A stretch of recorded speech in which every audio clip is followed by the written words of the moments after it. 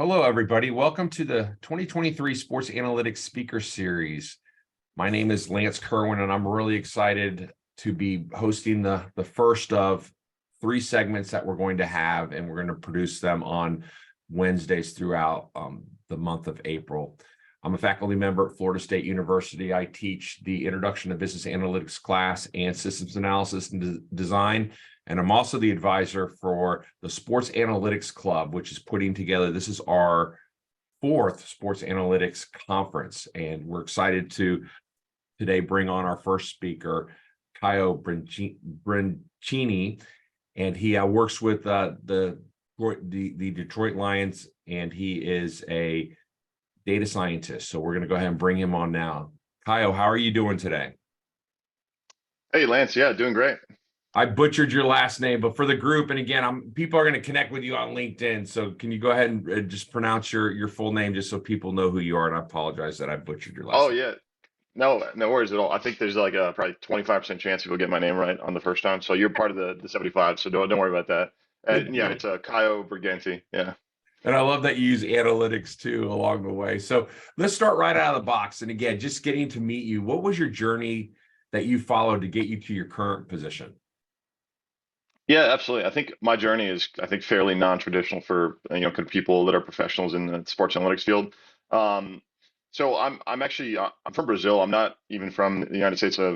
My dad works for Ford, and when I was a kid, we moved up to Detroit for a couple of years, sort of a kind of management program with Ford. And that's where I sort of learned English. That's why I sound like a native speaker, and that's where I picked up sort of an interest in American sports. At the time, more so the Pistons. There's a good couple of years for them. But always sort of had in the back of my mind like Detroit sports and kind of American sports. And after we moved back to Brazil, I always had kind of an itch to get back to the U.S. And so when it was sort of time for me to go to college, I kind of followed in the footsteps of my sisters that she had come to the U.S. for college. I did the same. I ended up going to Colgate University in upstate New York. Wanted to just get a degree in computer science, and the whole plan for me was I was always kind of sort of big into coding, software. I thought I'll get a CS degree and then I'll go work for Google or something. But sort of the more time I spent in college and the more I was exposed to classes outside of the technical space, I realized I really enjoyed sort of reading, discussing things, doing research, kind of answering questions, and that to me was something I felt like I wasn't going to get a lot of in software engineering. So I pivoted a little bit and I figured data science was a good area to explore and where you can sort of mix your coding skills and your kind of hard technical skills with that sort of analysis and like reasoning skills, right? And yeah, so I was kind of behind the eight ball. I pivoted pretty late. I was doing a lot of independent projects and trying to learn on my own time. And sports is such a natural, like, rich source of data. So I spent a lot of time doing just my own sort of projects in sports analytics, particularly football. So as a Lions fan, I did a lot of work on kind of on Twitter, and I had like a blog, and I participated in the NFL's Big Data Bowl, and that was all stuff that I wasn't necessarily doing to try and get into the field, but just to hone my skills. And also, I'm kind of a football and data science nerd, so I had fun doing it. And that sort of opened the door to this career path, and teams started to reach out to me, especially once I got the Big Data Bowl. And yeah, that sort of I just kind of landed in it and stoked that I was able to make this a career. So the big data bowl, is that what brought you to the stage, and at least like someone was able to recognize you as a talent? Yeah, I think so. I mean, I think the current role I have, I think I was also getting noticed off of Twitter as well, and that kind of stuff. But the data bowl definitely kind of helps kind of validate that like this is definitely a legitimate person, not just some guy that's like a hobbyist, right? And whereas you get the Yeah. data bowl and you're a finalist there, you get flown at the combine, you speak to people, you get to have a kind of interview. I think that kind of makes the wheels start turning a little bit for sure. And I definitely like the number of interviews I was getting skyrocketed after the data bowl. So interesting, and again learning something just in this moment. So where in Brazil are you from? Yeah, I'm from São Paulo. Yeah, I've moved around a bunch, but that's the city I'm from. So real big city down there. So were you in 2014? Were you down there for the World Cup? So okay, actually 2014 I lived in Argentina at the time, Okay. which as a Brazilian, not exactly where I wanted to be for the World Cup, but No. yeah, I did go to the Olympics in 2016. Yeah. Oh, that's fantastic. So, are you also a big soccer football fan from that perspective too? Oh yeah, yeah. Yeah, Okay. and I would honestly say like as a spectator, I think soccer is probably my favorite sport, but from an analysis standpoint, football is so much more interesting in the number of variables and the kind of the complexity of the game. So with that said, I mean, so when you watch soccer though, do you look at it just from a fan perspective, or do you literally, does your analytical mind going through patterns and trends and trying to figure out how analytics could even help out that sport? I try to resist it. I think the analytical side of my brain wants to do that, but I grew up watching the sport. It's such a like it has so much meaning to me to just watch it and be kind of uninformed, but just rooting and like watching it with my dad. And I think if I approached it too much from an analytical lens, I would lose a little bit of that hobby nature of it. I don't want to blend it with my profession. Uh, Well, hopefully in 2026, I think your country's gonna, I think they're gonna be ready to go in 2026. I think this last World Cup was a great tournament, and I think they were a little probably underperformed compared to what they did, but they're an awesome team, man, really yeah. good. hmm Well, let's bring it back to here from a student perspective, and that's why I like going down even. So it sounds like soccer is there's passion, there's cool stuff in there, and a lot of the students I talk to will come to me and ask me questions around Lance. What should I be doing to get into sports analytics for this industry? And I try to advise them from it's getting. I think getting in is hard. And it's just like anything in life. If you have a vision, then put a plan in place. So some of these next couple questions are around that, and I want you to go back to Colgate University and talk about the skills and technologies that help position you for your career, the things that you have now that you were able to attain while you're in college. Yeah, definitely. So a couple of different answers here. The first is that I think, like looking back and reflecting on my time at Colgate, I was always a little frustrated in the CS department. I'm like, man, I wish we were doing more applied stuff. Like this stuff's very theoretical. I don't know how this is going to help me. And then in hindsight, I was so wrong. I think like a lot of those classes where I learned the concepts and the theories, maybe not all of them, but I think in general those things really helped me a lot. I think looking back on it, the skills from my CS degree specifically that I use the most in my day to day is actually like algorithm design and like how to write code efficiently and like how to approach problem solving. And it's a class that was a lot of times it was just like writing proofs. And again, at the time, I was always like, man, this is useless. I wish I was getting taught to like write more code and like how to use GitHub and that kind of stuff. So I think there's an instinct to get really antsy about like I need to be doing like applied stuff. I don't want to learn the theory, but that stuff is really impactful. And in particular, if you're going into data science, the stats, probability, like those foundational concepts that underpin all of data science are so important. And if you sort of like try to put those aside and get through those as quickly as possible and just pivot to learning how to code, then I think you're missing something. So yeah, I would definitely say that like I had some really good professors in the statistics classes that I took that just shaped my whole understanding of like data and how like all that stuff works. And I think if I'd missed that, and I was only doing sort of online classes for learning how to practically apply those skills, then I wouldn't be as strong as I am today. But that said, I do think that like you do need baseline level of coding and be able to work with data. I just think that's a little easier to get on the outside than it is in the class setting. With the baseline coding, if someone came to you and again they're like they haven't learned a language, what is the first language you would point them towards? Yeah, that's a good question. So I think if they're a sports analytics interested person, and particularly in football, I would say just go learn R because there's so many resources around it, and there's a whole like vibrant community of people doing football analytics work in R. So just from the sake of like the support that you'll have and the references and the work that you can replicate in like references, I think that makes a lot of sense. And I would say R is a very like easy. It's fairly easy to learn because it's so focused on just statistical analysis. Whereas like the main competitor, right, is always like, is it R or is it Python?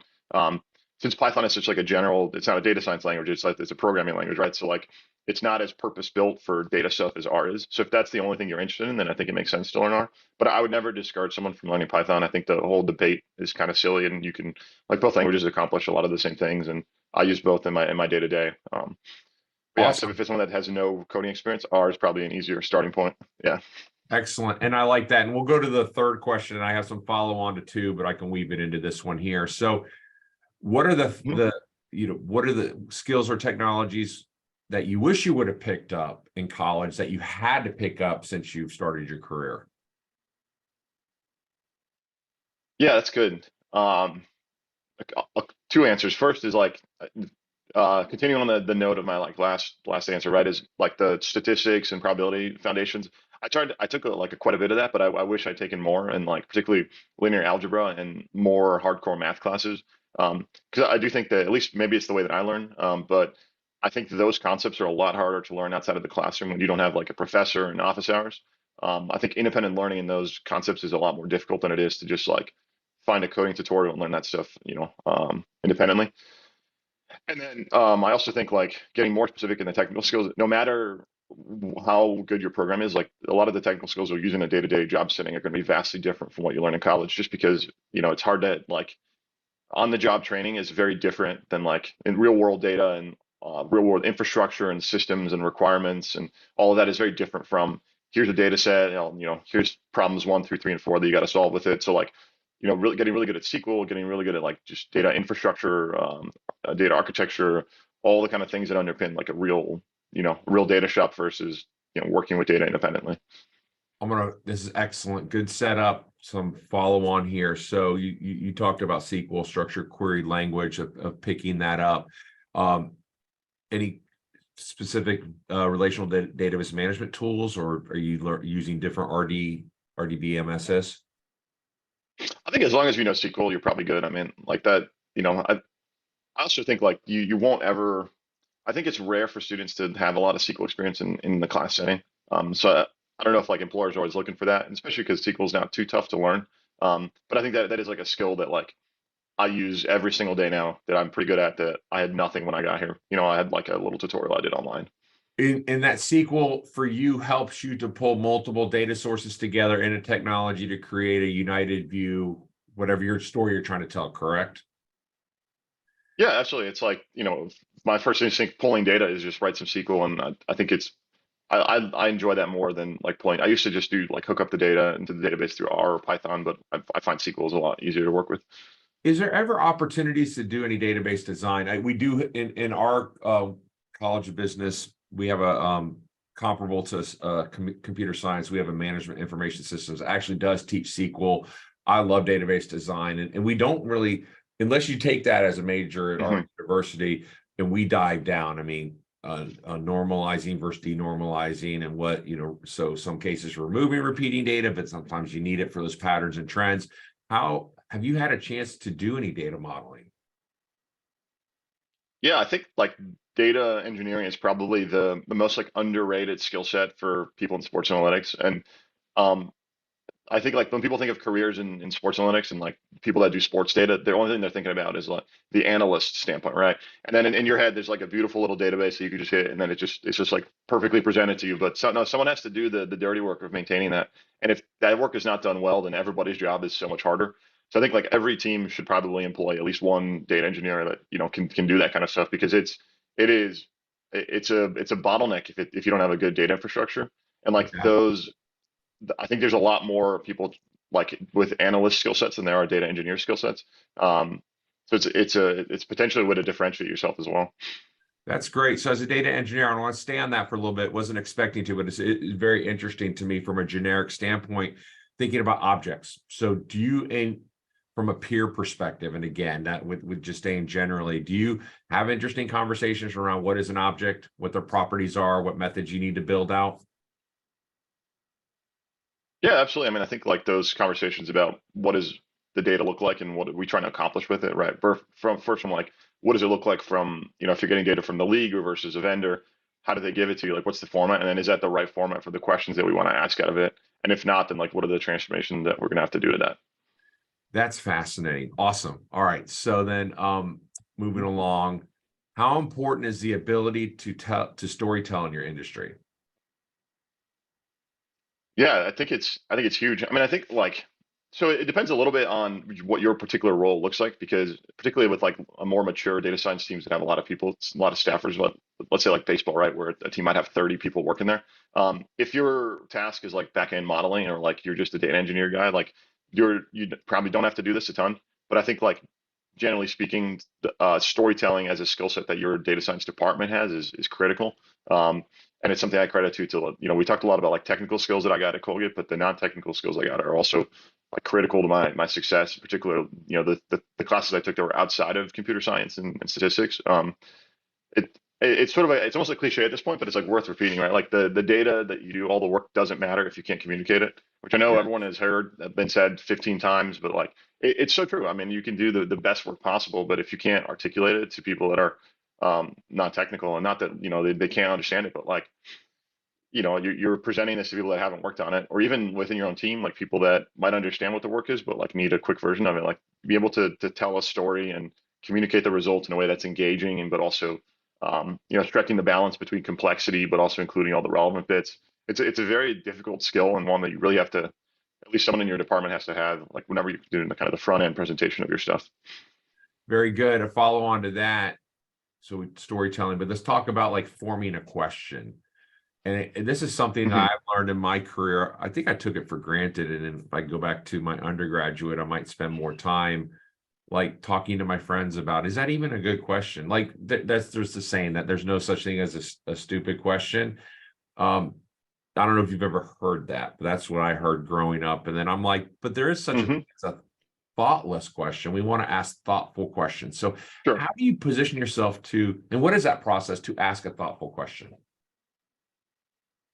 Yeah, no, I think it's a good question. So I think like asking, like getting the question right is like the first step in approaching a data science task. And it's like, it's really easy to be like, okay, I need to generally do some work in this area. Let me just like go to town and start doing stuff. And then you spend a week kind of down that rabbit hole, and you're like, wait a minute, what am I answering here? Like, what is it that I'm trying to accomplish versus like, here's a bunch of disparate visuals that kind of connect to each other in ways that are seemingly random, right? Um, Whereas like if you articulate what is it that I'm trying to achieve, and you formulate that question ahead of time, then all the steps that you're taking in between, you can always link back to that central question, right? Like, am I just making a plot because it looks cool, or what? How does it help me answer what I'm looking for?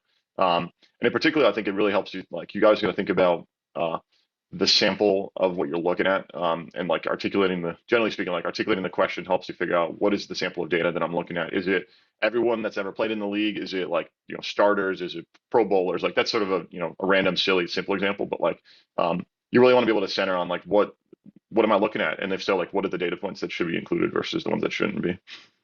Awesome. Very good. Here's a question that we in prep, and again, I think you know what we want to get to here, but I know in my professional career, like I'll get hired to build visualizations, and a lot of the times my clients are, I have to go teach the people that they're like to get the value of, hey, this is why data science is like important, because I will get pushback all the time. So how do you handle pushback when you receive it, and what stories have you heard that you're able to share? Yeah, absolutely. I think speaking sort of generally about just the industry itself, like there is a sort of a perception that working in a sports analytics role in football is one that like you'll have a lot of pushback, and maybe that's true in more so in like certain organizations than others. But I think like generally, data has had a role in football for a very, very long time, just in ways that are referenced differently than they aren't what they are now. So you think like tendencies, right? Like tendencies is a thing that every coaching staff has done for decades, right? And that is literally the exact same thing as analytics. You're taking sort of data and you're trying to, put it in a way that's like generating an insight out of it, right? And so, if you might have this perception of like, oh, a coach would hate the numbers, but no, I mean, they use it all the time. So I think if like you're getting pushback, it's probably you got to like do some self-reflection and think about how is it that I've presented this? Like if I'm, am I am I trying to do too much with the data, or am I like selling it improperly, or am I like doing this at the wrong time? And you really got to think about like from the start, how am I making people's lives easier, or am I just like throwing in numbers for the sake of like I think this is cool, and now you're sort of clouding the picture, right? So um, I think like the best way to handle pushback is to like for initially just do some self-reflection on like, all right, what can I learn from this? Like, did I communicate this properly? Or did I pick sort of a bad time in the calendar to try and push this up a study? And yeah, and you kind of learn from that, I think. But I would say in general, like the perception of like this being a job where you're sort of always battling to prove your insights is probably not all the way there. I think like a lot of football analysts feel really kind of valued, otherwise they wouldn't put in the hours that they do. Yeah, no, that's great. Wow, awesome insight. And you talked about, if you're not bringing, if you're clouding the situation, we need to be bringing clarity. And I think, I know for me, whenever I do presentations, I hope I walk away getting better. And I'm going to tell us a quick story. So the first summit that we did was in February of 2020, and Coach Bobby Bowden, ends up being his last event because COVID hit 2 weeks later, and then Bobby passed away in August of 2021. But we got Coach Bowden to come back to campus. He was it was amazing. And so Coach Bowden was up there. And again, you think about like there wasn't really computers, but he really was into analytics. But even so he did this, we had this great moment. He had some really, really good stories talking about how data around the offensive line, they don't get their own data, so like snapping the ball and all that stuff back in the early 80s. And he was like down to his third center, and he talked about, it was really cool. But when I had a chance to talk to Coach Bowden afterwards, he literally asked me, man was 90 years old, and he goes, hey, can I get a copy of what we just went through? Because I want to make sure. He wanted to reevaluate how he told his stories. That's Bobby Bowden, one of the coaches of all time. So I love self-reflection, and I think high performers do that. So do you find yourself, and I don't know how often you get to, because there's so many different tasks, but when you do get those moments that you get to present, two quick questions. Is it like a team process to get to that message, and then afterwards do you debrief? Is that how it works? Or what's your process for that? Yeah, so a couple of things. One, just an additional point that I forgot to mention in my previous answer, but I think like personal relationships are really important. And like the more that you can build trust with people, the more that they'll just like on a personal level and like have relationships with them. The more that when it comes time to present something and it comes time to like collaborate professionally, then I think it makes everything easier. So definitely like horror stories that I've heard around the industry. Sometimes a lot of times it comes down to like, well, there was some personal disagreements there and like people didn't have relationships. And then when it comes time to sort of share your work, of course, there's like no trust, right? And that's not exclusive to analytics. That's just in general, right? I think like two people that don't really feel good about each other, then yeah, the work's not going to get trusted. But then to sort of answer your question about the process there, I would say that like my philosophy is very much team focused. Like everything that we do is the football information department at our organization. And it's always going to depend a lot on projects and specific, like there's a lot of like medium term, long term, short term stuff, and that's just any data science team in sports. There's a lot of sort of moving parts, so the structure of it always depends. But I would say that definitely like we try to think about, how are we as a group kind of communicating stuff as opposed to like this is how I talk and this is how someone else in the group talks, et cetera. Kind of unified front. If that makes sense. That makes a ton of sense. And I'm actually going to, based on that, skip the next question. We may come back to it. We'll go to this one because you talked about trust. You've talked about making sure people speak the same language. So how important is following a standard approach and methodology in your field, or does that approach and methodology vary depending on your types of questions or initiatives that you're trying to fulfill? Yeah, I think it probably varies quite a bit just because of the like variety of different questions that can be asked with football data. I do think like it's important to have standard approaches of respecting the procedures of data science and statistics and like using the appropriate rules. And that's why I think like to get back to what we talked about initially with the foundational statistics that underpin everything, like checking your assumptions and making sure you're not like just p hacking and doing that kind of stuff, right? Like there's rules in place for how you do statistics for a reason, and so like those approaches are always important, and that methodology is important. Particularly like when you're doing, I guess, like model fitting is where I think it's especially important. But in terms of like having a cookie cutter, boilerplate approach. Like I think the questions are so varied a lot of times, and data science, and that's what I think part of the beauty of data science is that you can do so many different things with it that it's hard to have like one. This is sort of like our approach to every question because you can't always treat every question the same. Yeah, especially Fantastic. with like timelines too, right? Like Oh yeah. sometimes you got to get something done day of versus 2 weeks from now, right? So you use even though like that same question you treat it differently depending on how much time you have to do it. So where you are time limited, but have to produce something, is there any, like to me, I always with my clients at least want to say, hey, based on information I have now, here's where we're at, I'm reporting out. And then either it stops then and the shelf life's over, or sometimes they'll at least acknowledge that and say, well, can you let us know if things change? Does that happen? Because you have to produce something so quickly, and then they're going to make a decision on that, but you might learn something down the road that goes back, and you might reuse that model, by the way. So is there any situations like that Right. you come across? Yeah, I mean, I would say like one thing I tell people all the time about like our why our jobs are so sort of like time focused is that If we're late on something, like the NFL is not going to move the draft, be like, oh, you know what, the Lions aren't ready. Let's kick it back a couple weeks. So Yeah. we have very like strict deadlines, and there's no such thing as like being late on our stuff, right? So our deadlines do not move ever. The league calendar is the league calendar, and like the trade deadline is the trade deadline, and free agency is free agency, right? So you're kind of stuck on that. But um, my general philosophy is like if we're not comfortable in solving the problem with the time that we have to solve it, then we just will not like we're not going to report on work that we don't feel is high quality enough, right? I believe that's really critical. I think that's probably something a lesson worth learning to people in the industry is like you got to learn when to say no because your instinct is to. And I know I personally dealt with this when I first started. Like you want to solve every problem and you want to tell everybody yes, I can do that, take on every challenge, but sometimes not answering a question is better than like answering it improperly, and now someone is walking around with bad data in their head and kind of bad conclusions out of it. So Yes. I think that's like that exercising restraint and discipline is important. 100%, Kyle, and I'm glad you brought that up because I think one of the things collectively, it doesn't matter what industry you're in as data scientists, we've been going through the last, in my opinion, 15 years in our world of really trying to, make sure that we can be at the table. And if you do get bad information and do that over and over again, then guess what? You're not going to be at the table. And I think that is an important lesson I want everyone to hear is that saying no or saying, hey, we don't have enough to even give you a reasonable insight. I think it's hard, but I think that is really important. And I think it's a value. So thank you for sharing that lesson. I hope everyone walks away with that.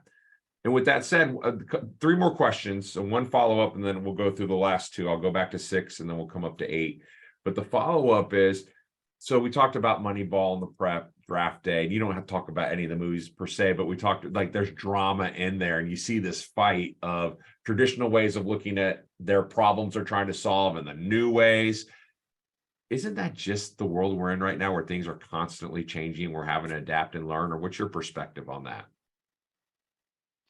Yeah, I mean, I think like the movies are always going to dramatize things, but if you're current, you're behind, right? So like you always kind of got to evolve and think about new ways to do stuff. And I think it's a classic story to say like, oh, the old way of doing things versus the new things, and here's some tension and drama. But I think at the end of the day, like every team is full of people that are singularly devoted to winning, and that means that like collaborating and be able to kind of share and find the best strategy. So I think the movies probably dramatize that a little bit. Yeah. And then let's go back to this question. What would you say is a career path for a data scientist in the sports industry in general? Yeah, for sure. So this question is interesting because it's so varied, and I don't know if it's the same in like the rest of the data science business world, but it's in sports analytics specifically. There's so many different kind of realms of it. So I would say like it depends on the sport for sure. Like baseball, where there's teams of 30 people, is going to be very different. The skills that you need are very different than like in football, where you might have 2, 3, 4 people on a team. You got to be more sort of like the smaller the team is, you got to be more of a generalist. Whereas like if a team is highly talented already and like full tons of people, then you probably want an expert in one thing as opposed to someone who's like can do everything.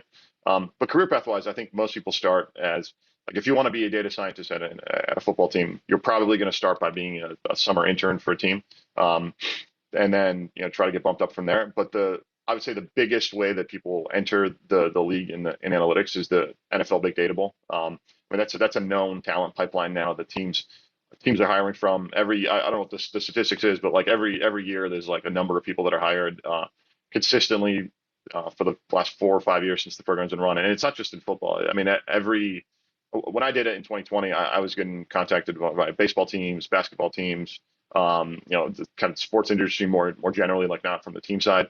And that was years ago before it was as sort of high profile as it is now.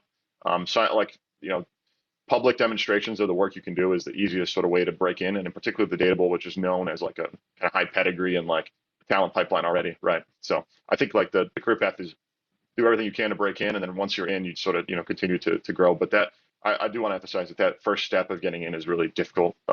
It's not that it's like it's 32 teams and only so many jobs per team, and it's just like the limited amount of availability, right? So it's unfortunate. There's a lot of really talented people and just not a whole ton of spots for it.